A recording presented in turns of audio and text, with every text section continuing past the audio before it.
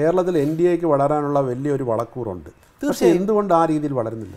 ഇപ്പം നമുക്കറിയാമല്ലോ, ഇന്ന് ഇന്ത്യയിൽ തന്നെ കമ്മ്യൂണിസ്റ്റ് പാർട്ടി ഭരിച്ചിരുന്ന പല സ്ഥലങ്ങളും പോയതിൻ്റെ സ്പീഡ് നിങ്ങൾ കണ്ടതല്ലേ?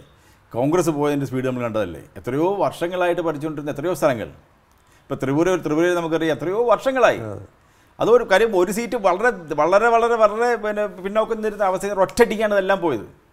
ആ ഒരു സാഹചര്യം കേരളത്തിലുമുണ്ട്. കേരളത്തിലെ ജനങ്ങളെ സംബന്ധിച്ചിടത്തോളം ഒരുപാട് പഠിപ്പിക്കേണ്ട ആവശ്യമില്ല. വിദ്യാഭ്യാസമുള്ളവരാണ്, കാര്യങ്ങൾ മനസ്സിലാക്കാൻ കഴിവുള്ളവരാണ്. ഇവിടെ NDA സർക്കാരിൻ്റെ ഒപ്പം നിന്നാൽ കേരളത്തിനുണ്ടാകാൻ വേണ്ടി പോകുന്ന ഗുണങ്ങളെക്കുറിച്ചിട്ട് മനസ്സിലാക്കാൻ പ്രത്യേകിച്ച് നമ്മൾ മലയാളിയെ പഠിപ്പിക്കേണ്ട ആവശ്യമില്ല. പക്ഷേ രാഷ്ട്രീയ നിരീക്ഷകർ പറയുന്നത് കേരളത്തിൽ NDA വളരാത്തതിന് ഒരു പ്രധാന കാരണം BJPയിലെ ഉൾപ്പോരാണെന്നാണ്. അതൊക്കെ രാഷ്ട്രീയ ഈ പറയുന്ന ഉൾപ്പോരെന്ന് പറയുന്നത് UDF നടന്നുകൊണ്ടിരിക്കുന്നത്, LDF നടന്നുകൊണ്ടിരിക്കുന്നത്. അത്തരത്തിലുള്ള ഒരു ഉൾപ്പേരും ഞാനിതുവരെ ഈ പറയുന്ന BJP കണ്ടിട്ടില്ല. BJPയിലെ ഒരു വിഭാഗത്തിന് BDJSനോട് എന്തെങ്കിലും വിദ്വേഷമുണ്ട്? ഒരു വിദ്വേഷവുമില്ല.